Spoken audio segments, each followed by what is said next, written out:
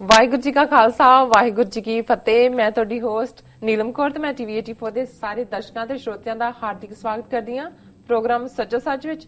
ਰੋਜ਼ਾਨਾ ਦੀ ਤਰ੍ਹਾਂ ਤੁਹਾਡੇ ਤੇ ਸਾਡੇ ਹਰਮਨ ਪਿਆਰੇ ਡਾਕਟਰ ਅਮਰਜੀਤ ਸਿੰਘ ਜੀ ਮੇਰੇ ਨਾਲ ਬੈਠੇ ਹੋਏ ਨੇ। ਆਓ ਨਾਲ ਮਿਲ ਕੇ ਪ੍ਰੋਗਰਾਮ ਸ਼ੁਰੂ ਕਰਦੇ ਹਾਂ।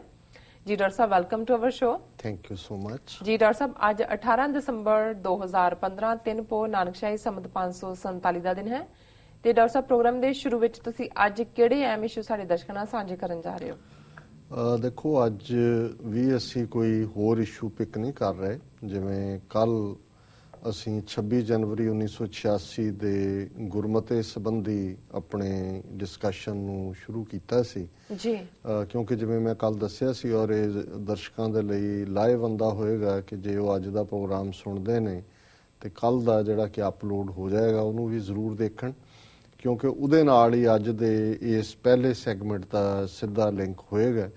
ਕਿਉਂਕਿ ਚੱਬੇ ਵਾਲੇ ਸਰਬੱਤ ਖਾਲਸੇ ਤੋਂ ਬਾਅਦ ਕਿਉਂਕਿ ਉਸ ਦੇ ਜਿਹੜੇ 13 ਮਤੇ ਸਨ ਉਹਨਾਂ ਦੇ ਵਿੱਚ ਇੱਕ ਮਤਾ ਸੀ 26 ਜਨਵਰੀ 1986 ਦੇ ਸਰਬੱਤ ਖਾਲਸਾ ਦੇ ਮਤੇ ਦੀ ਪ੍ਰੋੜਤਾ ਜੀ। ਔਰ ਕਿਉਂਕਿ ਬਹੁਤ ਸਾਰੇ ਯੰਗਰ ਜਿਹੜੇ ਕਿ ਹੁਣ ਇਸ ਸਰਬੱਤ ਖਾਲਸਾ ਨੂੰ ਵੀ ਆਲਮੋਸਟ 29 ਸਾਲ ਹੋ ਗਏ ਨੇ 1986 ਵਾਲਿਆਂ ਨੂੰ, ਸੋ ਉਹਨਾਂ ਦੀ ਸਾਨੂੰ ਲਿਖਤ ਔਰ ਕਾਲਾਂ ਵੀ ਸਨ ਕਿ ਅਸੀਂ ਡਿਸਕਸ ਕਰੀਏ ਵੀ ਉਹ ਕੀ ਸੀ ਸਰਬੱਤ ਖਾਲਸਾ ਦੇ ਮਤੇ 26 ਜਨਵਰੀ ਦੇ। ਸੋ ਉਹਦਾ ਇੱਕ ਹਿੱਸਾ, ਕਿਉਂਕਿ ਉਹ ਗੁਰਮਤਾ ਸੀ, ਲੰਬੇ ਮਤੇ ਨਹੀਂ ਸਨ, ਪਰ ਗੁਰਮਤਾ ਲੰਬਾ ਚੌੜਾ ਜਿਸ ਦੇ ਵਿੱਚ ਪੂਰੀ ਬੈਕਗਰਾਊਂਡ ਕਿ ਅਸੀਂ ਕਿਹਨਾਂ ਹਾਲਾਤਾਂ ਚੋਂ ਗੁਜ਼ਰੇ, ਅੱਜ ਕਿਹਨਾਂ ਚੋਂ ਗੁਜ਼ਰ ਰਹੇ ਹਾਂ ਔਰ ਸਾਡੀ ਡੈਸਟਨੀ ਕਿੱਥੇ ਲਾਈ ਕਰਦੀ ਹੈ। ਸੋ ਕਿਉਂਕਿ ਅਸੀਂ ਇਹਨੂੰ ਅੱਜ ਦੇ ਸੈਗਮੈਂਟ 'ਚ ਫਿਨਿਸ਼ ਕਰਨਾ ਚਾਹੁੰਦੇ, ਸੋ ਮੈਂ ਹੋਰ ਵੇਰ ਵਿੱਚ ਨਹੀਂ ਜਾਵਾਂਗਾ। ਅੱਜ ਅਸੀਂ ਜਿੱਥੇ ਕੱਲ ਛੱਡਿਆ ਸੀ ਉੱਥੋਂ ਸ਼ੁਰੂ ਕਰ ਰਹੇ। ਸਰਬੱਤ ਖਾਲਸਾ ਜੀ ਦਾ ਇਹ ਸਮਾਗਮ ਅਜੇ ਸਿੱਖ ਸਦਵਾਉਣ ਵਾਲੇ ਲੋਕਾਂ ਨੂੰ ਫਿਟਕਾਰ ਪਾਉਂਦਾ ਹੈ ਜਿਨ੍ਹਾਂ ਨੇ ਅੰਦਰ ਖਾਤੇ ਦਿੱਲੀ ਦਰਬਾਰ ਨਾਲ ਸਾਜ਼ਬਾਜ਼ ਕਰਕੇ ਦਮਦਮੀ ਟਕਸਾਲ ਦੇ ਸਿੰਘਾਂ, ਆਲ ਇੰਡੀਆ ਸਿੱਖ ਸਟੂਡੈਂਟ ਫੈਡਰੇਸ਼ਨ ਦੇ ਜੁਝਾਰੂਆਂ ਅਤੇ ਆਮ ਸਿੱਖਾਂ ਦਾ ਕਤਲੇਆਮ ਕਰਵਾਇਆ ਤੇ ਆਪ ਸ੍ਰੀ ਗੁਰੂ ਗ੍ਰੰਥ ਸਾਹਿਬ ਜੀ ਦੀ ਹਜ਼ੂਰੀ ਵਿੱਚ ਖਾਧੀਆਂ ਕਸਮਾਂ ਤੋੜ ਗਏ।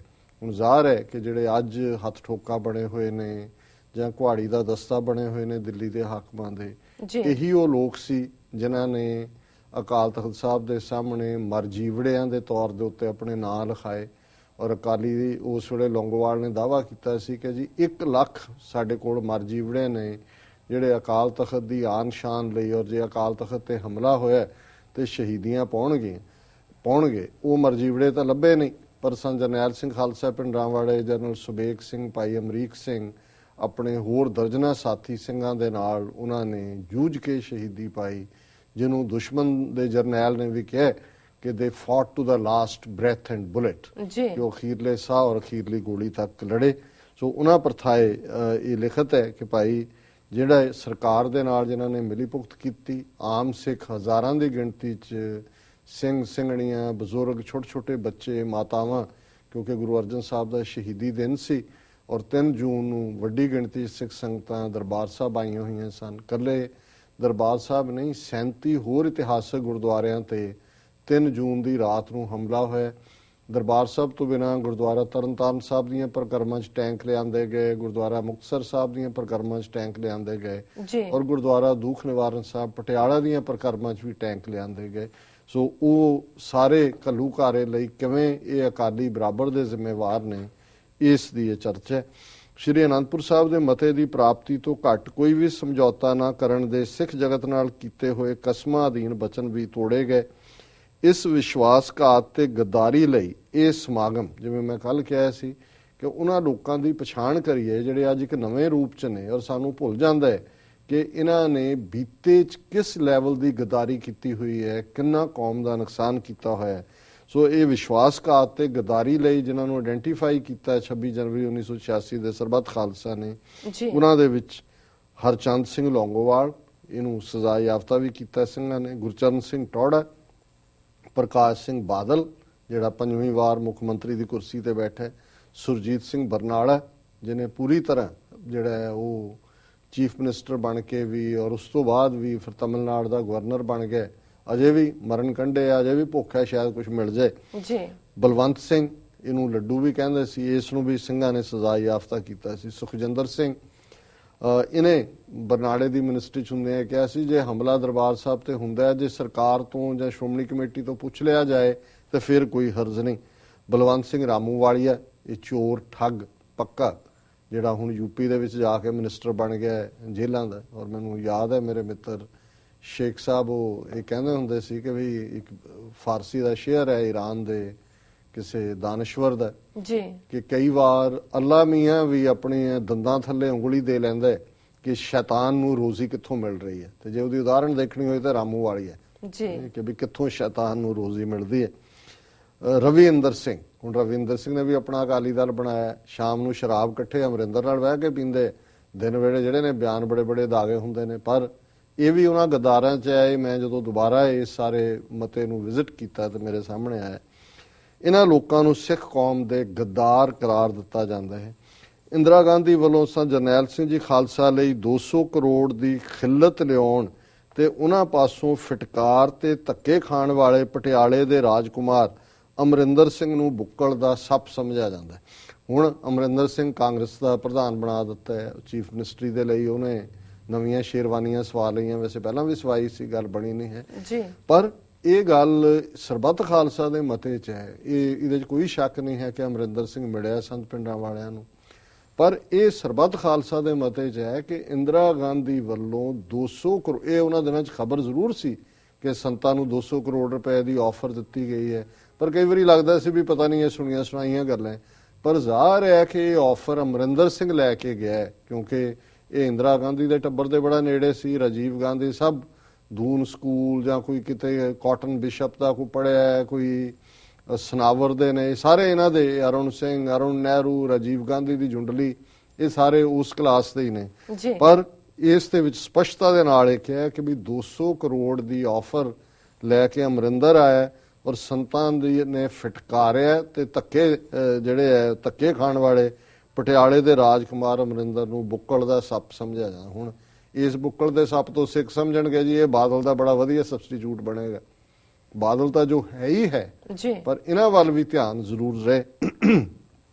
ਇਹ ਸਮਾਗਮ ਆਪਣੇ ਆਪ ਨੂੰ ਸਿੰਘ ਸਾਹਿਬਾਨ ਅਤੇ ਧਾਰਮਿਕ ਸ਼ਖਸੀਅਤਾਂ ਸਦਵਾਉਣ ਵਾਲੇ ਉਹਨਾਂ ਲੋਕਾਂ ਨੂੰ ਸਿੱਖ ਕੌਮ ਦੇ ਵਿਸ਼ਵਾਸਘਾਤੀ ਮੰਨਦਾ ਹੈ ਜਿਨ੍ਹਾਂ ਨੇ ਉੱਚ ਸਿੱਖ ਧਾਰਮਿਕ ਪਦਵੀਆਂ ਤੇ ਹੁੰਦਿਆਂ ਹੋਇਆਂ ਦਿੱਲੀ ਦਰਬਾਰ ਦੇ ਹਾਕਮਾਂ ਨਾਲ ਗਾਂਢਾ ਸਾਂਢਾ ਕੀਤਾ ਅਤੇ ਸਰਕਾਰੀ ਹਾਕਮਾਂ ਦੀ ਗੁਲਾਮੀ ਕਬੂਲ ਕਰਕੇ ਉਹਨਾਂ ਨੂੰ ਦੋਸ਼ ਮੁਕਤ ਕਰਾਰ ਦਿੱਤਾ ਤੇ ਜੁਝਾਰੂ ਸਿੰਘਾਂ ਵਿਰੁੱਧ ਝੂਠੀਆਂ ਗੱਲਾਂ ਕਹੀਆਂ।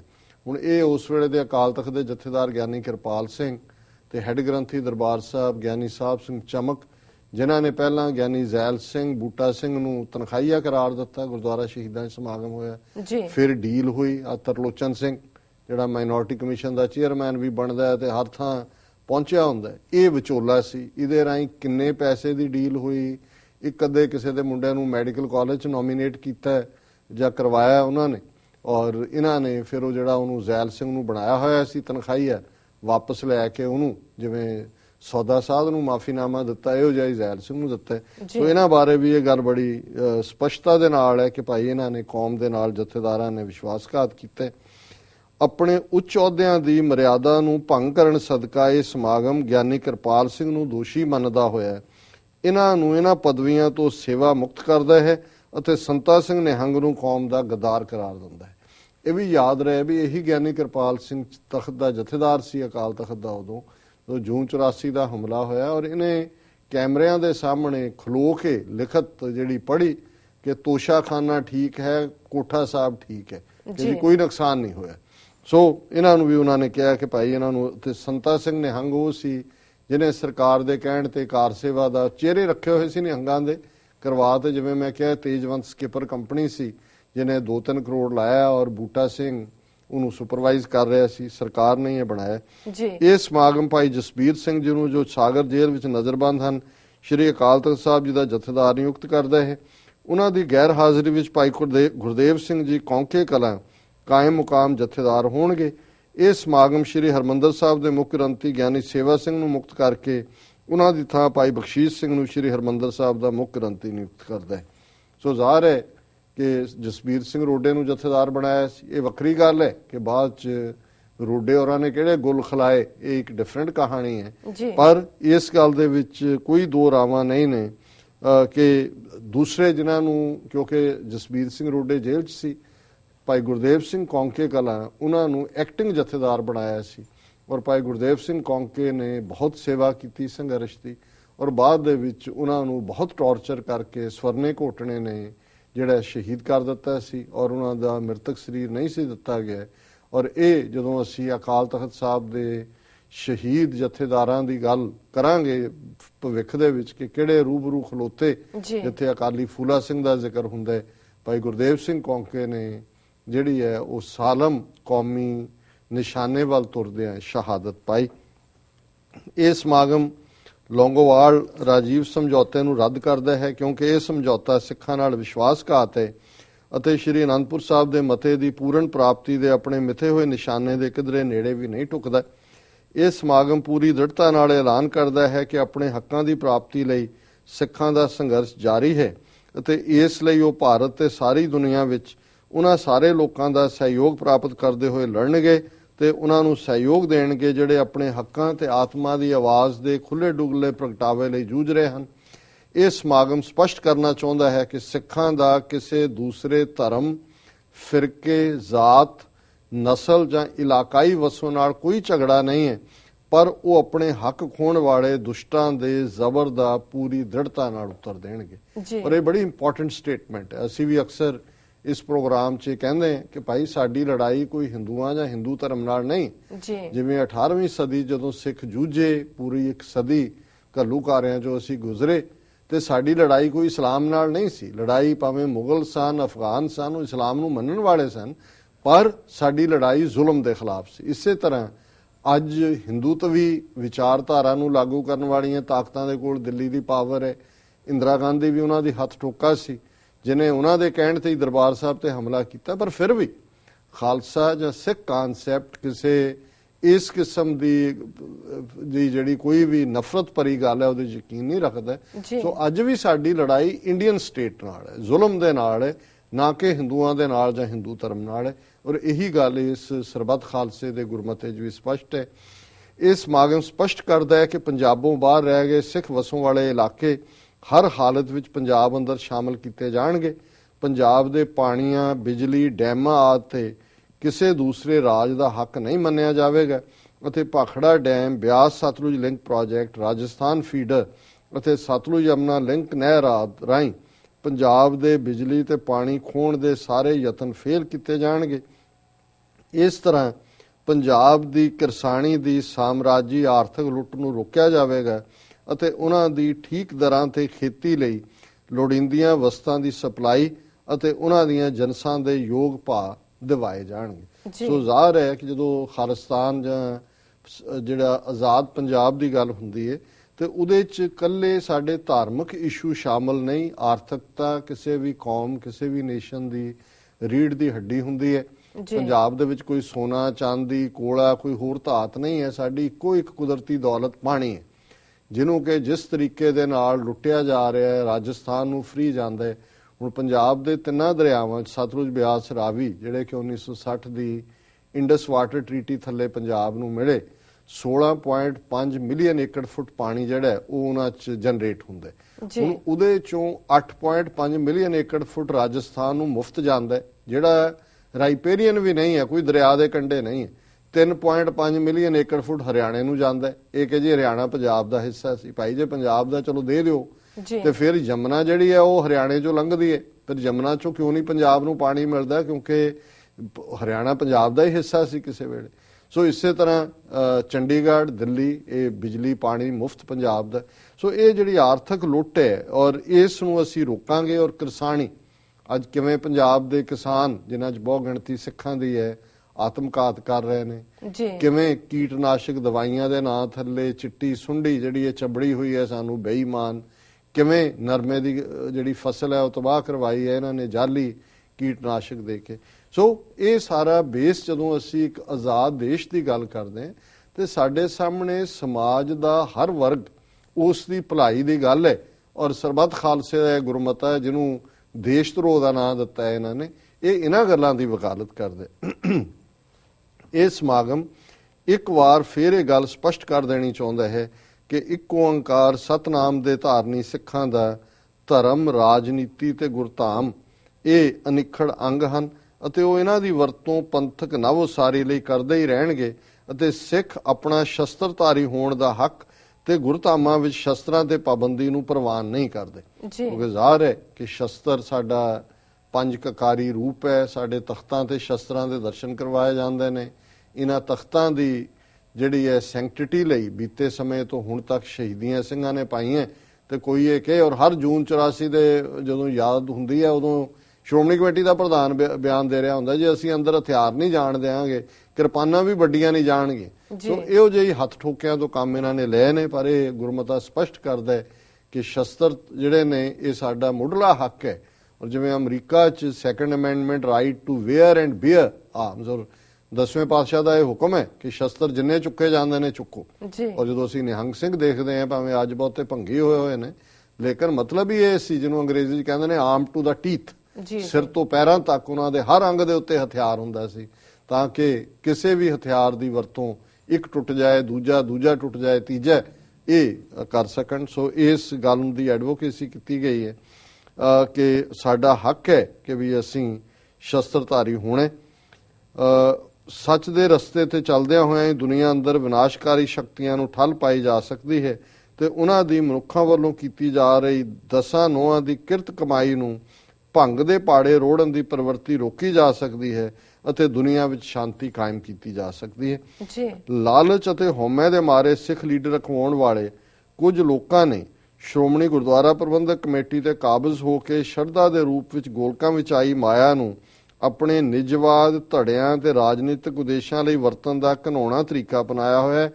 ਇਸ ਪ੍ਰਵਿਰਤੀ ਅਧੀਨ ਸੇਵਾ ਸੰਭਾਲ ਦੇ ਪਰਦੇ ਹੇਠ ਗੁਰਧਾਮਾਂ ਦੀ ਜਾਇਦਾਦ ਦੀ ਲੁੱਟ ਤੇ ਕਈ ਕਿਸਮ ਦੇ ਕੁਕਰਮ ਤੇ ਚਰਿੱਤਰਹੀਣ ਢੰਗ ਤਰੀਕੇ ਨਾਲ ਪਵਿੱਤਰ ਸਥਾਨਾਂ ਵਿੱਚ ਅੱਜ ਸ਼੍ਰੋਮਣੀ ਗੁਰਦੁਆਰਾ ਪ੍ਰਬੰਧਕ ਕਮੇਟੀ ਦੇ ਆਗੂਆਂ ਦੀ ਮਿਲੀ ਭੁਗਤ ਨਾਲ ਵਰਤੇ ਜਾ ਰਹੇ ਹਨ। ਇਸ ਸ਼੍ਰੋਮਣੀ ਗੁਰਦੁਆਰਾ ਪ੍ਰਬੰਧਕ ਕਮੇਟੀ ਨੇ ਸਰਕਾਰ ਨਾਲ ਮਿਲ ਕੇ ਸਿੱਖਾਂ ਤੇ ਹੋਏ ਜ਼ੁਲਮਾਂ ਤੇ ਪਰਦਾ ਪਾਉਣ ਦਾ ਯਤਨ ਕੀਤਾ ਹੈ ਅਤੇ ਸ੍ਰੀ ਹਰਮੰਦਰ ਸਾਹਿਬ ਤੇ ਹੋਏ ਫੌਜੀ ਹਮਲੇ ਸਮੇਂ ਕਮੇਟੀ ਦੇ ਅਧਿਕਾਰੀਆਂ ਵਿੱਚੋਂ ਕਈਆਂ ਨੇ ਸਿੱਖਾਂ ਨਾਲ ਧਰੋਹ ਕਮਾ ਕੇ ਸਰਕਾਰ ਨੂੰ ਸਹਿਯੋਗ ਦਿੱਤਾ ਹੈ। ਇਹਨਾਂ ਹਾਲਾਤਾਂ ਨੂੰ ਮੁੱਖ ਰੱਖ ਕੇ ਅਤੇ ਸ਼੍ਰੋਮਣੀ ਗੁਰਦੁਆਰਾ ਪ੍ਰਬੰਧਕ ਕਮੇਟੀ ਤੇ ਲੋਕਲ ਗੁਰਦੁਆਰਾ ਕਮੇਟੀਆਂ ਦੀ ਮਿਆਦ ਪੁੱਗੀ ਹੋਣ ਕਰਕੇ ਇਹ ਸਮਾਗਮ ਅੱਜ ਦੀ ਸ਼੍ਰੋਮਣੀ ਕਮੇਟੀ ਤੇ ਲੋਕਲ ਗੁਰਦੁਆਰਾ ਕਮੇਟੀਆਂ ਨੂੰ ਸਿੱਖਾਂ ਦੀਆਂ ਨੁਮਾਇੰਦਾ ਜਥੇਬੰਦੀਆਂ ਨਹੀਂ ਮੰਨਦਾ ਅਤੇ ਉਹਨਾਂ ਨੂੰ ਭੰਗ ਕਰਦਾ ਹੈ ਤੇ ਸਭ ਸਿੱਖ ਸੰਗਤਾਂ ਨੂੰ ਬੇਨਤੀ ਕਰਦਾ ਹੈ ਕਿ ਉਹ ਗੁਰਧਾਮਾਂ ਦੀ ਸੇਵਾ ਸੰਭਾਲ ਲਈ ਨਵਾਂ ਢਾਂਚਾ ਬਣਾਉਣ ਦਾ ਉਪਰਾਲਾ ਕਰਨ। ਸ਼ਰਧਾ ਤੇ ਦਾਨ ਵਜੋਂ ਦਿੱਤੀ ਜਾਣ ਵਾਲੀ ਮਾਇਆ ਸੰਬੰਧੀ ਇਹ ਸਮਾਗਮ ਗੁਰੂ ਘਰ ਵੱਲੋਂ ਪ੍ਰਚਲਿਤ ਹੇਠ ਲਿਖੇ ਅਸੂਲ ਸੰਗਤਾਂ ਨੂੰ ਸਦਾ ਧਿਆਨ ਵਿੱਚ ਰੱਖਣ ਦੀ ਬੇਨਤੀ ਕਰਦਾ ਹੈ। ਗਰੀਬ ਦਾ ਮੂੰਹ ਗੁਰੂ ਦੀ ਗੋਲਕ ਅਤੇ ਦਾਨ ਦਿਓ ਇਨਹੀ ਕੋ ਭਲੋ ਔਰ ਆਨ ਕੋ ਦਾਨ ਨ ਲਾਗਤ ਨੀਕੋ। ਹੁਣ ਜ਼ਾਹਰ ਹੈ ਕਿ ਸ਼੍ਰੋਮਣੀ ਕਮੇਟੀ ਇਹ 29 ਸਾਲ ਪਹਿਲਾਂ ਜੋ ਕਿਹਾ, ਅੱਜ 29 ਸਾਲ ਸ਼੍ਰੋਮਣੀ ਕਮੇਟੀ ਹੋਰ ਵੀ ਜਿਹੜੀ ਹੈ ਟੋਟਲੀ ਡੀਜਨਰੇਟ ਹੋ ਚੁੱਕੀ ਹੈ। ਇਹੀ ਕਾਰਨ ਹੈ ਕਿ ਉਦੋਂ ਜੋ ਰੋਲ ਸ਼੍ਰੋਮਣੀ ਕਮੇਟੀ ਨੇ ਜੂਨ 84 ਚ ਕੀਤਾ ਸੀ ਉਹਦੇ ਜਵਾਬ 'ਚ 26 ਜਨਵਰੀ 1986 ਦਾ ਸਰਬੱਤ ਖਾਲਸਾ ਹੋਇਆ ਸੀ ਤਾਂ ਕਿ ਕੌਮ ਨੂੰ ਅਗਵਾਈ ਮਿਲੇ। ਔਰ ਅੱਜ ਜਿਸ ਲੈਵਲ ਤੱਕ ਜਾ ਕੇ ਸ਼੍ਰੋਮਣੀ ਕਮੇਟੀ ਡੀਜਨਰੇਟ ਹੋਈ ਹੈ, 10 ਨਵੰਬਰ 2015 ਦਾ ਸਰਬੱਤ ਖਾਲਸਾ ਜਿਹਦੇ 'ਚ ਲੱਖਾਂ ਦੀ ਗਿਣਤੀ ਸਿੱਖ ਸੰਗਤਾਂ ਸ਼ਾਮਲ ਹੋਈਆਂ, ਇਸੇ ਲਈ ਉਹਦੀ ਲੋੜ ਪਈ ਕਿ ਸ਼੍ਰੋਮਣੀ ਕਮੇਟੀ ਜਥੇਦਾਰ ਅਕਾਲ ਤਖਤ ਸਮੇਤ ਬਾਕੀ ਤਖਤਾਂ ਦੇ ਜਥੇਦਾਰ ਸਰਕਾਰ ਦੇ ਹੱਥ ਠੋਕ ਕੇ ਬਣੇ ਹੋਏ ਨੇ। ਔਰ ਇਸੇ 'ਚ ਹੀ ਔਰ ਇਹ ਵੀ 10ਵੇਂ ਪਾਤਸ਼ਾਹ ਦਾ ਹੀ ਫਰਮਾਨ ਹੈ कि गरीब की रसना को गुरु की गोलक जानो, और दूसरा है कि दान दियो इन्हीं को भलो और आन को दान न लागत नीको। कि खालसे नूं और ये कह के जिहड़ा ये कहा गया सिख संगतां नूं कि भाई संघर्ष की मदद करो और लोड़वंदां की मदद करो। सिखां दी अणख तोड़ के ते पत्त रोल के सिद्धांतक राजनीतिक आर्थिक अते सभ्याचारक पक्षों उन्हां नूं अपने गुलाम बनाउण लई ब्राह्मणा बाणीआं ਅਤੇ ਦਿੱਲੀ ਦਰਬਾਰ ਨੇ ਉਹਨਾਂ ਵਿੱਚੋਂ ਨਾਮ ਬਾਣੀ ਦੇ ਧਾਰਨੀਆਂ ਨੂੰ ਉੱਕਾ ਹੀ ਖਤਮ ਕਰ ਦੇਣ ਦੇ ਅਣਮਨੁੱਖੀ ਯਤਨਾਂ ਪਿੱਛੋਂ ਇੱਕ ਨਵਾਂ ਪੈਂਤੜਾ ਬਦਲ ਕੇ ਪੰਜਾਬ ਵਿੱਚ ਚੋਣਾਂ ਕਰਵਾਈਆਂ।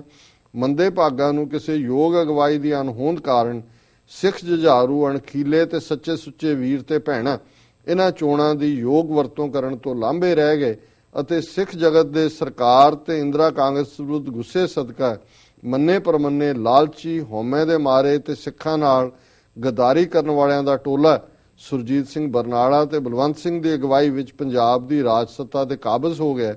ਅੱਜ ਇਸ ਟੋਲੇ ਨੇ ਆਪਣੇ ਆਪ ਨੂੰ ਦਿੱਲੀ ਦਰਬਾਰ ਦੇ ਹਾਕਮਾਂ ਮਤਹਿਤਾਂ ਹੇਠ ਚਲਦੇ ਰਹਿਣ ਦਾ ਪ੍ਰਣ ਕੀਤਾ ਜਾਪਦਾ ਹੈ ਅਤੇ ਆਪਣੇ ਹੁਕਮਾਂ ਦੀ ਦੁਰਵਰਤੋਂ ਕਰਕੇ ਹਜ਼ਾਰਾਂ ਸਿੱਖ ਨੌਜਵਾਨਾਂ ਨੂੰ ਪੰਜਾਬ ਦੀਆਂ ਜੇਲ੍ਹਾਂ ਵਿੱਚ ਬੰਦ ਕਰਕੇ ਰੱਖਿਆ ਹੈ ਅਤੇ ਭਾਰੀ ਗਿਣਤੀ ਵਿੱਚ ਸਿੱਖ ਗੱਭਰੂਆਂ ਦੇ ਵਾਰੰਟ ਜਾਰੀ ਕਰਕੇ ਉਹਨਾਂ ਦੇ ਸਿਰਾਂ ਦੇ ਵੱਡੇ ਵੱਡੇ ਮੁੱਲ ਰੱਖੇ ਹੋਏ ਹਨ। ਆਲ ਇੰਡੀਆ ਸਿੱਖ ਸਟੂਡੈਂਟ ਫੈਡਰੇਸ਼ਨ ਦੇ 10 ਜਨਵਰੀ ਨੂੰ ਰਸਤਾ ਰੋਕੋ ਅੰਦੋਲਨ ਤੇ ਉਸ ਤੋਂ ਪਿੱਛੋਂ ਬਰਨਾਲਾ ਸਰਕਾਰ ਨੇ 2500 ਸਿੱਖ ਨੌਜਵਾਨਾਂ ਨੂੰ ਨਵੇਂ ਸਿਰਿਓਂ ਜੇਲ੍ਹ ਬੰਦ ਕਰ ਦਿੱਤਾ ਹੈ ਕਿ ਜਦ ਕਿ ਪਹਿਲਾਂ ਫੜੇ ਅਜੇ ਛੱਡੇ ਨਹੀਂ ਗਏ। ਇਹ ਸਮਾਗਮ ਬਰਨਾਲਾ ਬਲਵੰਤ ਟੌੜਾ ਸਿੱਖ ਗਦਾਰਾਂ ਦੇ ਇਸ ਟੋਲੇ ਦੀ ਸਰਕਾਰ ਨੂੰ ਸਿੱਖਾਂ ਤੇ ਸਿੱਖੀ ਦੀ ਦੁਸ਼ਮਣ ਮੰਨਦਾ ਹੈ ਅਤੇ ਸਿੱਖ ਜਗਤ ਨੂੰ ਬੇਨਤੀ ਕਰਦਾ ਹੈ ਕਿ ਸਿੱਖਾਂ ਦੇ ਇਸ ਗਦਾਰ ਟੋਲੇ ਦਾ ਹਰ ਥਾਂ ਮੂੰਹ ਫਿਟਕਾਰਿਆ ਜਾਵੇ। ਇਹ ਬਰਨਾਲਾ ਸਰਕਾਰ ਦੀ ਕਾਰਗੁਜ਼ਾਰੀ ਕਿ ਕਿਵੇਂ ਹਜ਼ਾਰਾਂ ਸਿੱਖ ਨੌਜਵਾਨ ਜੇਲ੍ਹਾਂ 'ਚ ਜਿਹੜੇ ਆਲਰੇਡੀ ਸੀ ਹੋਰ ਵੀ ਜਿਹੜੇ ਨੇ ਉਹ ਕੀਤੇ, ਉਹਨਾਂ ਨੂੰ ਸਮੇਤ ਟੌੜੇ ਔਰ ਬਲਵੰਤ ਸਿੰਘ ਦੇ ਜਿਹੜਾ ਇਹ ਸਰਬੱਤ ਖਾਲਸਾ ਨੇ ਗਦਾਰ ਐਲਾਨੇ। ਇਹ ਸਮਾਗਮ ਸ਼੍ਰੀ ਹਰਮੰਦਰ ਸਾਹਿਬ ਅਤੇ ਸ਼੍ਰੀ ਅਕਾਲ ਤਖਤ ਸਾਹਿਬ ਜੀ ਦੀ ਰਾਖੀ ਲਈ ਦਿੱਤੀਆਂ ਸ਼ਹੀਦੀਆਂ ਅਤੇ ਕੀਤੀਆਂ ਕੁਰਬਾਨੀਆਂ ਨੂੰ ਮੁੱਖ ਰੱਖ ਕੇ ਸ਼੍ਰੀ ਅਕਾਲ ਤਖਤ ਸਾਹਿਬ ਦੀ ਕਾਰ ਸੇਵਾ ਦਾ ਕਾਰਜ ਦਮਦਮੀ ਟਕਸਾਲ ਜੱਥਾ ਭਿੰਡਰਾਂ ਨੂੰ ਸੌਂਪਦਾ ਹੈ ਅਤੇ ਸਮੂਹ ਸੰਗਤਾਂ ਨੂੰ ਬੇਨਤੀ ਕਰਦਾ ਹੈ ਕਿ ਉਹ ਟਕਸਾਲ ਦੇ ਮੁੱਖ ਸੇਵਾਦਾਰ ਬਾਬਾ ਠਾਕਰ ਸਿੰਘ ਨੂੰ ਅਤੇ ਉਹਨਾਂ ਵੱਲੋਂ ਇਸ ਕਾਰਜ ਲਈ ਸਹਿਯੋਗੀ ਬਣਾਏ 4 ਮਹਾਂਪੁਰਖਾਂ ਨੂੰ ਪੂਰਨ ਸਹਿਯੋਗ ਦੇਣ। ਇਹ ਸਮਾਗਮ ਸਮੂਹ ਸੰਗਤਾਂ ਨੂੰ ਬੇਨਤੀ ਕਰਦਾ ਹੈ। ਹੁਣ ਇਹਦੇ 'ਚ ਜ਼ਾਹਰ ਹੈ ਕਿ ਜਦੋਂ ਸ਼੍ਰੋਮਣੀ ਕਮੇਟੀ ਭੰਗ ਕਰ ਦਿੱਤੀ, ਬਾਕੀ ਜਿਹੜਾ ਉਹਨਾਂ ਦਾ ਸਟਰਕਚਰ ਨਕਾਰ ਦਿੱਤਾ ਹੈ ਤੇ ਅਕਾਲ ਤਖਤ ਤਾਂ ਜੋ ਸਰਕਾਰ ਨੇ ਬਣਾਇਆ ਸੀ ਉਹ ਤਾਂ ਸਿੱਖਾਂ ਨੇ ਫਿਰ ਆ ਕੇ ਢਾਹ ਦਿੱਤਾ ਤੇ ਨਵੀਂ ਉਸਾਰੀ ਦਾ ਜਿਹੜਾ ਪ੍ਰਬੰਧ ਹੈ ਉਹ ਬਾਬਾ ਠਾਕਰ ਸਿੰਘ ਦੀ ਅਗਵਾਈ 'ਚ ਦਿੱਤਾ ਗਿਆ। ਹੁਣ ਤਾਂ ਉਹ ਵੀ ਚੜ੍ਹਾਈ ਕਰ ਚੁੱਕੇ ਨੇ, ਪਰ ਇੱਕ ਗੱਲ ਜ਼ਾਹਰ ਸੀ ਕਿ ਇਸ ਗੱਲ ਦਾ ਧਿਆਨ ਰੱਖਿਆ ਗਿਆ ਕਿ ਇਹ ਜਿਹੜਾ ਸਰਕਾਰ ਸੇਵਾ ਨਾਲ ਬਣਿਆ ਜਿਹੜਾ ਤਖਤ ਹੈ ਉਹਨੂੰ ਸਿੱਖਾਂ ਨੇ ਮਨਜ਼ੂਰ ਨਹੀਂ ਕੀਤਾ ਔਰ ਇਹ ਜਿਹੜੀ ਅੱਜ ਇਮਾਰਤ ਹੈ ਇਹ ਫਿਰ ਦੁਨੀਆ ਭਰ ਦੇ ਸਿੱਖਾਂ ਨੇ ਆਪਣੀ ਕੰਟਰੀਬਿਊਸ਼ਨ ਕਰਕੇ ਇਸ ਇਮਾਰਤ ਨੂੰ ਬਣਾਇਆ ਔਰ ਇਹ ਥੱਲੇ ਜਿਹੜੀਆਂ ਹੁਣ ਕੁਝ 1 2 3 4 ਦੇ ਥੱਲੇ ਗੁਰਮਤੇ ਦਾ ਹਿੱਸਾ ਨੇ। ਸਮੂਹ ਸੰਗਤਾਂ ਨੂੰ ਬੇਨਤੀ ਹੈ ਕਿ ਨੰਬਰ 1 ਕਿ ਸਾਹਿਬ ਸ੍ਰੀ ਗੁਰੂ ਹਰਗੋਬਿੰਦ ਸਾਹਿਬ ਜੀ ਦੇ ਦੱਸੇ ਹੋਏ ਮਾਰਗ ਤੇ ਚੱਲਦਿਆਂ ਹੋਇਆਂ ਸ਼੍ਰੀ ਅਕਾਲ ਤਖਤ ਸਾਹਿਬ ਦੀ ਨਵ ਉਸਾਰੀ ਵਿੱਚ ਕੇਵਲ ਤੇ ਕੇਵਲ 10 ਨੋਹਾਂ ਦੀ ਕਿਰਤ ਕਮਾਈ ਰਾਹੀਂ ਇਕੱਤਰ ਹੋਈ ਮਾਇਆ ਹੀ ਭੇਟ ਕੀਤੀ ਜਾਏ ਅਤੇ ਠੱਗੀ ਠੋਰੀ ਨਾਲ ਜੋੜਿਆ ਧਨ ਇਸ ਦੀ ਉਸਾਰੀ ਵਿੱਚ ਨਾ ਵਰਤਿਆ ਜਾਏ। ਇਸ ਮਨਸ਼ੇ ਲਈ ਗੁਰੂ ਕੀ ਗੋਲਕ ਸਮੂਹ ਸੰਗਤਾਂ ਦੀਆਂ ਨਜ਼ਰਾਂ ਦੇ ਸਾਹਮਣੇ ਰਹੇ ਤੇ ਖੁੱਲੇ ਕਿ ਭਾਈ ਕਿਰਤ ਕਮਾਈ ਵਾਲੀ ਜਿਹੜੀ ਕਮਾਈ ਹੈ ਉਹੀ ਅਕਾਲ ਤਖਤ ਦੀ ਉਸਾਰੀ 'ਚ ਲੱਗੇ। ਨੰਬਰ 2 ਕਿ ਸ਼੍ਰੀ ਅਕਾਲ ਤਖਤ ਸਾਹਿਬ ਦੀ ਨਵ ਉਸਾਰੀ ਵਿੱਚ ਕੇਵਲ ਤੇ ਕੇਵਲ ਸਾਬਤ ਸੂਰਤ ਅਤੇ ਬਨੌਟੀ ਸ਼ਿੰਗਾਰ ਤੋਂ ਰਹਿਤ ਸਿੰਘਾਂ ਤੇ ਸਿੰਘਣੀਆਂ ਨੂੰ ਸ਼ਾਮਲ ਹੋਣ ਦਿੱਤਾ ਜਾਏ।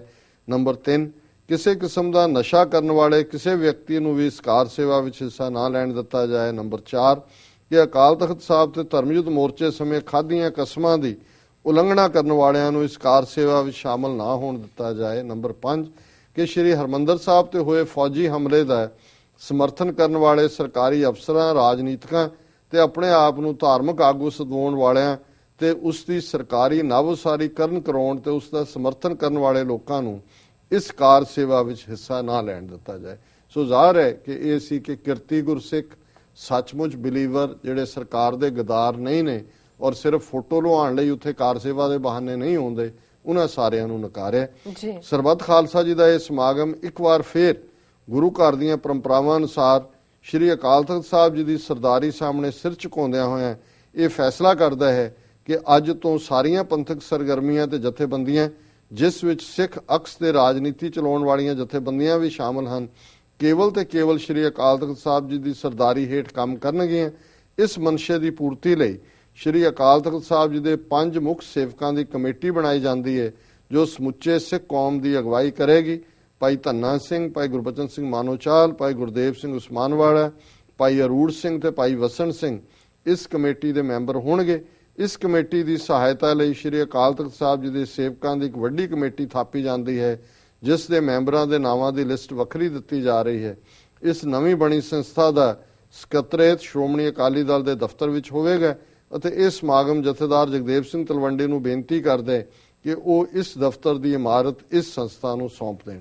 ਸੋ ਜ਼ਾਹਰ ਹੈ ਕਿ 5 ਮੈਂਬਰੀ ਪੰਥਕ ਕਮੇਟੀ ਜਿਹਨੇ ਬਾਅਦ ਦੇ ਵਿੱਚ ਜੁਝਾਰੂ ਸੰਘਰਸ਼ ਨੂੰ ਲੀਡ ਕੀਤਾ ਹੈ, ਜਿਹਦੇ 'ਚ ਬਾਬਾ ਗੁਰਬਚਨ ਸਿੰਘ ਮਾਨੋਚਾਲ, ਭਾਈ ਵਸਨ ਸਿੰਘ ਜਫਰਵਾਲ, ਭਾਈ ਧੰਨਾ ਸਿੰਘ, ਭਾਈ ਅਰੂੜ ਸਿੰਘ, ਭਾਈ ਗੁਰਦੇਵ ਸਿੰਘ ਉਸਮਾਨਵਾਲਾ, ਉਹ ਇਸ ਸਰਬੱਤ ਖਾਲਸਾ ਨੇ ਥਾਪੀ ਔਰ ਇਸੇ 5 ਮੈਂਬਰੀ ਪੰਥਕ ਕਮੇਟੀ ਨੇ 29 ਅਪ੍ਰੈਲ 1986 ਨੂੰ ਖਾਲਿਸਤਾਨ ਦਾ ਐਲਾਨਨਾਮਾ ਕੀਤਾ।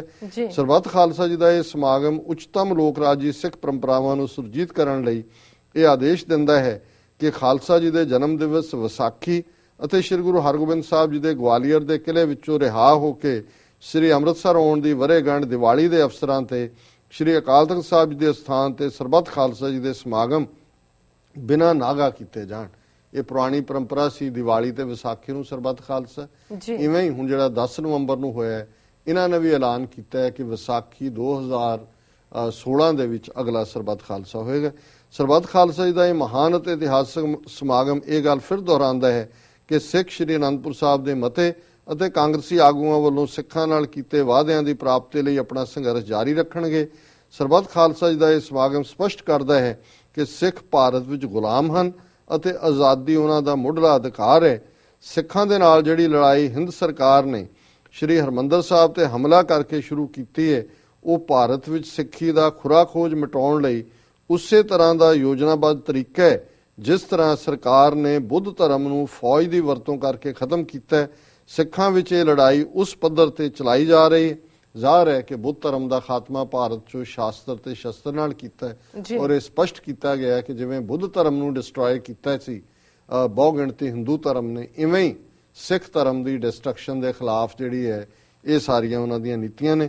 ਇਹ ਸਮਾਗਮ human rights commission, Amnesty international ਨੂੰ ਇਹ ਬੇਨਤੀ ਕਰਦਾ ਹੈ ਕਿ ਭਾਰਤ ਵਿੱਚ ਸਿੱਖਾਂ ਤੇ ਭਾਰਤ ਸਰਕਾਰ ਵੱਲੋਂ ਕੀਤੇ ਗਏ ਜ਼ੁਲਮਾਂ ਤੇ ਸਿੱਖਾਂ ਦੇ ਖਿਲਾਫ ਹੋ ਰਹੇ ਨਸਲੀ ਵਿਤਕਰੇ ਤੇ ਉਹਨਾਂ ਦੀ ਨਸਲਕੁਸ਼ੀ ਦੀਆਂ ਸਾਰੀਆਂ ਘਟਨਾਵਾਂ ਦੀ ਘੋਖ ਕਰਨ। ਇਸ ਮਨਸ਼ੇ ਲਈ ਸਮਾਗਮ ਸਿੱਖ ਬੁੱਧੀਜੀਵੀਆਂ ਤੋਂ ਆਸ ਕਰਦਾ ਹੈ ਕਿ ਉਹ ਸਿੱਖਾਂ ਵਿਰੁੱਧ ਜ਼ੁਲਮਾਂ ਸੰਬੰਧੀ ਪੂਰੀ ਜਾਣਕਾਰੀ ਇਕੱਠੇ ਕਰਕੇ ਇਹਨਾਂ ਸੰਸਥਾਵਾਂ ਨੂੰ ਦੇਣ। ਇਹ ਸਮਾਗਮ ਭਾਰਤ ਵਾਸੀ ਤੇ ਹੋਰ ਦੇਸ਼ਾਂ ਦੇ ਉਹਨਾਂ ਸਮੂਹ ਵਿਅਕਤੀਆਂ ਤੇ ਸੰਸਥਾਵਾਂ ਦਾ ਅਤੀ ਧੰਨਵਾਦ ਕਰਦਾ ਹੈ ਜਿਨ੍ਹਾਂ ਨੇ ਸਿੱਖਾਂ ਤੇ ਹੋਏ ਘੱਲੂਘਾਰੇ ਸਮੇਂ ਉਹਨਾਂ ਲਈ ਹਾਂ ਦਾ ਨਾਅਰਾ ਮਾਰਿਆ। ਇਸ ਸੰਬੰਧੀ ਇਹ ਸਮਾਗਮ people union for civil liberties, people's union for democratic rights ਅਤੇ ਸਿਟੀਜ਼ਨਸ ਫਾਰ ਡੈਮੋਕ੍ਰੇਸੀ ਦਾ ਉਚੇਚੇ ਤੌਰ ਤੇ ਧੰਨਵਾਦ ਕਰਦਾ ਹੈ। ਹਿੰਦੂ ਜਥੇਬੰਦੀਆਂ ਨੇ, ਪਰ ਇਹਨਾਂ ਦੇ ਕੰਮ ਦੀ ਸ਼ਲਾਘਾ ਕੀਤੀ ਗਈ ਹੈ ਕਿ ਇਹਨਾਂ ਨੇ ਨਵੰਬਰ 84 ਦੀਆਂ ਰਿਪੋਰਟਾਂ ਹੂ ਆਰ ਗਿਲਟੀ ਇਹ ਤਿਆਰ ਕੀਤੀਆਂ ਸੀ। ਹੁਣ ਅਸੀਂ ਸਮਾਪਤੀ ਵੱਲ ਵਧ ਰਹੇ ਹਾਂ। ਇਹ ਸਮਾਗਮ ਵਿਦੇਸ਼ ਵਿੱਚ ਵਸਦੇ ਉਹਨਾਂ ਸਿੱਖਾਂ ਦਾ ਵੀ ਧੰਨਵਾਦੀ ਹੈ ਜਿਨ੍ਹਾਂ ਨੇ ਇਸ ਔਕੜ ਦੇ ਸਮੇਂ ਵਿੱਚ ਵੱਧ ਚੜ ਕੇ ਆਪਣੇ ਵੀਰਾਂ ਦੀ ਸਹਾਇਤਾ ਕੀਤੀ ਅਤੇ ਭਾਰਤ ਅੰਦਰ ਪੰਜਾਬੋਂ ਬਾਹਰ ਵਸਣ ਵਾਲੇ ਸਿੱਖਾਂ ਨੂੰ ਇਹ ਬੇਨਤੀ ਕਰਦਾ ਹੈ ਕਿ ਉਹ ਪੂਰਾ ਯਤਨ ਕਰਕੇ ਪੰਜਾਬ ਵਿੱਚ ਆਪਣਾ ਅੱਡਾ ਟਿਕਾਣਾ ਬਣਾਉਣ ਅਤੇ ਅਸੁਰੱਖਿਆ ਦੀ ਹਾਲਤ ਵਿੱਚ ਆਪਣੀ ਮਾਤ ਭੂਮੀ ਪਰਤ ਆਉਣ। ਪੰਜਾਬ ਦੇ ਸਿੱਖ ਉਹਨਾਂ ਨੂੰ ਪੂਰਾ ਸਹਿਯੋਗ ਦੇਣਗੇ। ਵਿਦੇਸ਼ਾਂ ਵਿਚਲੇ ਸਿੱਖਾਂ ਤੋਂ ਆਸ ਕੀਤੀ ਜਾਂਦੀ ਹੈ ਕਿ ਉਹ ਪੂਰੀ ਦ੍ਰਿੜਤਾ ਨਾਲ ਭਾਰਤ ਸਰਕਾਰ ਦੇ ਸਿੱਖਾਂ ਦੇ ਵਿਰੁੱਧ ਜ਼ੁਲਮਾਂ ਨੂੰ ਨੰਗਿਆਂ ਕਰਨਗੇ। ਸੋ ਮੈਂ ਇਹ ਸਮਝਦਾ ਵੀ ਇਹ ਜਿਹੜੀ ਜ਼ਿੰਮੇਵਾਰੀ 30 ਸਾਲ ਪਹਿਲਾਂ ਸਾਨੂੰ 29 ਸਾਲ ਪਹਿਲਾਂ ਦਿੱਤੀ ਸੀ, ਅੱਜ ਸਾਡੇ ਲਈ ਹੋਰ ਵੀ ਇੰਪੋਰਟੈਂਟ ਹੈ ਕਿ ਅਸੀਂ ਉਸ ਆਵਾਜ਼ ਨੂੰ ਜੋ ਪੰਜਾਬ ਦੇ ਅੰਦਰ ਤਾਂ ਆਵਾਜ਼ ਦਬਾ ਦਿੱਤੀ ਹੈ, ਸੈਡੀਸ਼ਨ ਦੇ ਚਾਰਜ, ਪੁਲਿਸ ਦਾ ਜ਼ੋਰ, ਹੋਰ ਜ਼ੁਲਮ, ਪਰ ਜਿਵੇਂ ਸਰਬੱਤ ਖਾਲਸਾ ਨੇ ਉਦੋਂ ਆਸ ਕੀਤੀ ਸੀ, ਅੱਜ ਵੀ ਅਜੇ ਸਾਡੇ ਜ਼ਿੰਮੇ ਇਹ ਵੱਡਾ ਕੰਮ ਹੈ। ਇਹ ਸਮਾਗਮ ਸਿੱਖ ਸਮਾਜ ਵਿੱਚ ਪ੍ਰਚਲਿਤ ਅਨੇਕਾਂ ਵਹਿਮਾਂ ਭਰਮਾਂ, ਪੰਥਕ ਤੇ ਸਿੱਖ ਸਿਧਾਂਤ ਵਿਰੋਧੀ ਧਾਰਨਾਵਾਂ ਵੱਲ ਸਰਬੱਤ ਖਾਲਸਾ ਜੀ ਦਾ ਧਿਆਨ ਦਿਵਾਉਂਦਾ ਹੋਇਆ ਆਦੇਸ਼ ਦਿੰਦਾ ਹੈ ਕਿ ਬਹੁਤ ਲੰਮੇ ਸਮੇਂ ਤੋਂ ਪ੍ਰਚਲਿਤ ਬ੍ਰਾਹਮਣੀ ਤੇ ਅੰਧ ਵਿਸ਼ਵਾਸੀ ਧਾਰਨਾਵਾਂ ਨੂੰ ਜੜੋਂ ਪੁੱਟਣ ਦਾ ਯਤਨ ਕੀਤਾ ਜਾਏ ਅਤੇ ਸ੍ਰੀ ਗੁਰੂ ਨਾਨਕ ਸਾਹਿਬ ਤੇ ਹੋਰ ਗੁਰੂ ਸਾਹਿਬਾਨਾਂ ਵੱਲੋਂ ਦਰਸਾਏ ਗਏ ਅਸਲੀ, ਨਕਲੀ ਤੇ ਸੱਚ-ਕੱਚ ਦੇ ਫਰਕ ਨੂੰ ਸਮੂਹ ਸੰਗਤ ਵਿੱਚੋਂ ਪੂਰੇ ਜ਼ੋਰ ਨਾਲ ਨਿਖੇੜ ਕੇ ਦਰਸਾਇਆ ਜਾਏ ਤੇ ਪ੍ਰਚਾਰਿਆ ਜਾਏ। ਇਹ ਸਮਾਗਮ ਸਭ ਸੰਗਤਾਂ ਨੂੰ ਸ੍ਰੀ ਗੁਰੂ ਗ੍ਰੰਥ ਸਾਹਿਬ ਵਿੱਚ ਦਰਜ ਗੁਰਬਾਣੀ ਨੂੰ ਆਪਣੇ ਆਮ ਜੀਵਨ ਵਿੱਚ ਸੇਧ ਨਿਰਧਾਰਿਤ ਕਰਨ ਲਈ ਪੜ੍ਹਨ, ਉਚਾਰਨ ਅਤੇ ਸਮਝਣ ਲਈ ਸਦਾ ਯਤਨਸ਼ੀਲ ਰਹਿਣ ਦੀ ਹਦਾਇਤ ਕਰਦਾ ਹੈ ਤੇ ਸਭ ਸਿੰਘਾਂ ਨੂੰ ਨਸ਼ੇ ਤਿਆਗਣ ਤੇ ਸਾਬਤ ਸੂਰਤ ਰਹਿਣ ਤੇ ਅੰਮ੍ਰਿਤਧਾਰੀ ਹੋਣ ਦੀ ਪ੍ਰੇਰਨਾ ਕਰਦਾ ਹੈ। ਇਹ ਚੈਲੰਜ ਕਿ ਭਾਈ ਬ੍ਰਾਹਮਣਵਾਦ ਤੋਂ ਛੁਟਕਾਰਾ ਪਾਓ, ਪਰ ਅਫਸੋਸ ਕਿ ਅੱਜ ਵੀ ਸਿੱਖਾਂ ਦਾ ਵੱਡਾ ਤਬਕਾ ਮੰਤਰ, ਜੰਤਰ, ਤੰਤਰ, ਜੋਸ਼ੀ, ਵਸਤੂ ਸ਼ਾਸਤਰ, ਪਤਾ ਨਹੀਂ ਕੀ ਸ਼ਾਸਤਰ, ਕਾਲਾ ਜਾਦੂ, ਕਾਲਾ ਇਲਮ, ਸਭ ਦੇ ਜਿਹੜੇ ਕਲਾਇੰਟ 80% ਸਿੱਖ ਨੇ। ਪਰ 29 ਸਾਲ ਪਹਿਲਾਂ ਇਹ ਹਦਾਇਤ ਸੀ ਕਿ ਭਾਈ ਇਹਨਾਂ ਤੋਂ ਛੁਟਕਾਰਾ ਪਾਓ। ਗੁਰੂ ਗ੍ਰੰਥ ਸਾਹਿਬ ਦੀ ਬਾਣੀ 'ਚ ਤੁਹਾਡੇ ਸਾਰੇ ਸਵਾਲਾਂ ਦੇ ਜਵਾਬ ਨੇ। ਬਾਣੀ ਨੂੰ ਪੜ੍ਹੋ, ਸੁਣੋ ਔਰ ਉਸ ਦੇ ਉੱਤੇ ਅਮਲ ਕਰੋ। ਔਰ ਇਹ ਸਮਾਗਮ ਹਿੰਦੂ ਫਿਰਕਾ ਪ੍ਰਸਤਾਂ ਵੱਲੋਂ ਭਾਰਤ ਦੀ ਵਿਧਾਨ ਪਾਲਿਕਾ, ਕਾਰਜਪਾਲਿਕਾ, ਨਿਆਂਪਾਲਿਕਾ ਅਤੇ ਫੌਜਾਂ ਨੂੰ ਪੱਖਪਾਤੀ ਢੰਗ ਨਾਲ ਸਿੱਖਾਂ ਵਿਰੁੱਧ ਵਰਤਣ ਦੀਆਂ ਕਾਰਵਾਈਆਂ ਦੀ ਸਖਤ ਨਿਖੇਧੀ ਕਰਦਾ ਹੈ ਅਤੇ ਭਾਰਤ ਦੇ ਫਿਰਕਾਪ੍ਰਸਤ ਹਾਕਮਾਂ ਨੂੰ ਇਹ ਚੇਤਾਵਨੀ ਦਿੰਦਾ ਹੈ ਕਿ ਉਹਨਾਂ ਦੀ ਇਹ ਰੁਚੀ ਸਿੱਖਾਂ ਨੂੰ ਭਾਰਤ ਨਾਲੋਂ ਵੱਖ ਕਰਨ ਵਾਲੀ ਹੈ। ਇਹ ਸਾਰੇ ਹੀ ਕਿ ਜੁਡੀਸ਼ਰੀ ਕਿਵੇਂ ਐਕਟ ਕਰ ਰਹੀ ਹੈ, ਲੈਜਿਸਲੇਚਰ ਕਿਵੇਂ ਕਰ ਰਹੀ ਹੈ, ਤੇ ਅਖੀਰਲਾ ਪੈਰਾਗ੍ਰਾਫ ਹੈ। ਅੰਤ ਵਿੱਚ ਇਹ ਸਮਾਗਮ ਇੰਦਰਾ ਕਤਲकांड ਵਿੱਚ ਫਸਾਏ ਗਏ ਭਾਈ ਸਤਵੰਤ ਸਿੰਘ, ਭਾਈ ਬਲਬੀਰ ਸਿੰਘ ਅਤੇ ਭਾਈ ਕੇਰ ਸਿੰਘ ਹੋਰਾਂ ਨੂੰ ਦਿੱਤੀ ਗਈ ਮੌਤ ਦੀ ਸਜ਼ਾ ਤੇ ਡੂੰਘੇ ਦੁੱਖ ਦਾ ਪ੍ਰਗਟਾਵਾ ਕਰਦਾ ਹੋਇਆ ਭਾਰਤ ਦੇ ਹਾਕਮਾਂ ਨੂੰ ਇਸ ਨੂੰ ਖਤਮ ਕਰਨ ਲਈ ਕਹਿੰਦਾ ਹੈ ਅਤੇ ਸਿੱਖ ਸੰਗਤਾਂ ਨੂੰ ਇਸ ਦਾ ਢੁਕਵਾਂ ਉੱਤਰ ਦੇਣ ਦੀ ਬੇਨਤੀ ਕਰਦਾ ਹੈ। ਪਾਕਿਸਤਾਨ ਵਿੱਚ ਜਹਾਜ਼ ਅਗਵਾਕਾਰ 3 ਜੁਝਾਰੂਆਂ ਭਾਈ ਪਰਮਿੰਦਰ ਸਿੰਘ ਹਰਫਨ ਮੌਲਾ, ਭਾਈ ਹਰਮਿੰਦਰ ਸਿੰਘ ਅਤੇ ਭਾਈ ਦਲੀਪ ਸਿੰਘ ਨੂੰ ਮੌਤ ਦੀ ਸਜ਼ਾ ਤੇ ਬਾਕੀਆਂ ਨੂੰ ਉਮਰ ਕੈਦ ਕਰਨ ਲਈ ਸਖਤ ਗੁੱਸਾ ਤੇ ਦੁੱਖ ਪ੍ਰਗਟਾਉਂਦਾ ਹੋਇਆ ਪਾਕਿਸਤਾਨ ਸਰਕਾਰ ਤੋਂ ਮੰਗ ਕਰਦਾ ਹੈ ਕਿ ਇਹਨਾਂ ਨੂੰ ਫੌਰਨ ਰਿਹਾ ਕੀਤਾ ਜਾਏ। ਇਹ ਸਮਾਗਮ ਸਪਸ਼ਟ ਕਰਦਾ ਹੈ ਕਿ ਜੇ ਇਹਨਾਂ ਸਿੰਘਾਂ ਜਾਂ ਇਹਨਾਂ ਵਿੱਚੋਂ ਕਿਸੇ ਇੱਕ ਨੂੰ ਵੀ ਸ਼ਹੀਦ ਕੀਤਾ ਗਿਆ ਤਾਂ ਇਹ ਖਾਲਿਸਤਾਨ ਦੇ ਸ਼ਹੀਦ ਸਦਵਾਉਣਗੇ। ਵਾਹਿਗੁਰੂ ਜੀ ਕਾ ਖਾਲਸਾ, ਵਾਹਿਗੁਰੂ ਜੀ ਕੀ ਫਤਿਹ। ਹੁਣ ਜ਼ਾਹਰ ਹੈ ਕਿ ਇਹਦੇ 'ਚ 2 ਗੱਲਾਂ ਬੜੀਆਂ ਅਹਿਮੀਅਤ ਵਾਲੀਆਂ ਨੇ। ਭਾਈ ਬੇਅੰਤ ਸਿੰਘ ਮੌਕੇ ਤੇ ਸ਼ਹੀਦ ਹੋ ਗਏ ਸਨ ਜੀ। ਭਾਈ ਸਤਵੰਤ ਸਿੰਘ, ਭਾਈ ਕੇਰ ਸਿੰਘ ਦੇ ਨਾਲ ਇੱਕ ਬੇਗੁਨਾਹ ਹੋਰ ਭਾਈ ਬਲਬੀਰ ਸਿੰਘ ਨੂੰ ਵੀ ਮੌਤ ਦੀ ਸਜ਼ਾ ਦਿੱਤੀ ਗਈ ਸੀ। ਸੋ ਇਹਦੇ ਤੇ ਉਹਨਾਂ ਨੇ ਕੰਡੈਮ ਕੀਤਾ, ਪਰ ਨਾਲ ਹੀ ਉਹਨਾਂ ਨੇ ਕਿਹਾ ਵੀ ਜੇ ਇਹਨਾਂ ਨੂੰ ਫਾਂਸੀ ਦਿੱਤੀ ਗਈ, ਔਰ ਇਹ ਸਾਰੇ 9 ਪੇਜ ਦਾ ਇਹ ਗੁਰਮਤ ਹੈ, ਇਹਦੇ 'ਚ ਸਿਰਫ ਇੱਕ ਵਾਰ ਖਾਲਿਸਤਾਨ ਸ਼ਬਦ ਵਰਤਿਆ ਗਿਆ ਔਰ ਅਖੀਰ 'ਚ ਇਹ ਬੜੀ ਵਿਜ਼ਡਮ ਵਾਲੀ ਗੱਲ ਹੈ ਕਿ ਉਹਨਾਂ ਨੇ ਕਿਹਾ ਵੀ ਜੇ ਕਿਸੇ ਨੂੰ ਵੀ ਸ਼ਹੀਦ ਕੀਤਾ ਗਿਆ ਤੇ ਇਹ ਖਾਲਿਸਤਾਨ ਦੇ ਸ਼ਹੀਦ ਸਦਾਉਣਗੇ। ਅਜੇ ਖਾਲਿਸਤਾਨ ਦਾ ਐਲਾਨਨਾਮਾ ਨਹੀਂ ਸੀ ਹੋਇਆ, ਐਲਾਨਨਾਮਾ 29 ਅਪ੍ਰੈਲ ਨੂੰ ਹੋਇਆ। ਸੋ ਜ਼ਾਹਰ ਹੈ ਕਿ ਵੀ ਇਹਦੇ 'ਚ ਪਾਕਿਸਤਾਨ ਵਿਚਲੇ ਜਿਹੜੇ 3 ਜੁਝਾਰੂਆਂ ਨੂੰ ਵੀ ਜਿਹੜੇ ਅਗਵਾਕਾਰ ਸੀ ਜਹਾਜ਼ ਦੇ, ਪਰ ਪਾਕਿਸਤਾਨ ਸਰਕਾਰ ਨੇ ਕਿਸੇ ਨੂੰ ਫਾਂਸੀ ਨਹੀਂ ਦਿੱਤੀ, ਉਮਰ ਕੈਦ ਸੀ ਔਰ ਬਹੁਤ ਸਾਰੇ ਨਿਕਲ ਗਏ। ਕੋਈ ਅੱਜ ਯੂਰਪ 'ਚ ਹੈ, ਕੁਝ ਪਾਕਿਸਤਾਨ 'ਚ ਨੇ, 1-2 ਜਿਹੜੇ ਨੇ ਸਰਹੱਦ ਕ੍ਰਾਸ ਕਰਦੇ ਸ਼ਹੀਦ ਹੋ ਗਏ ਸੀ।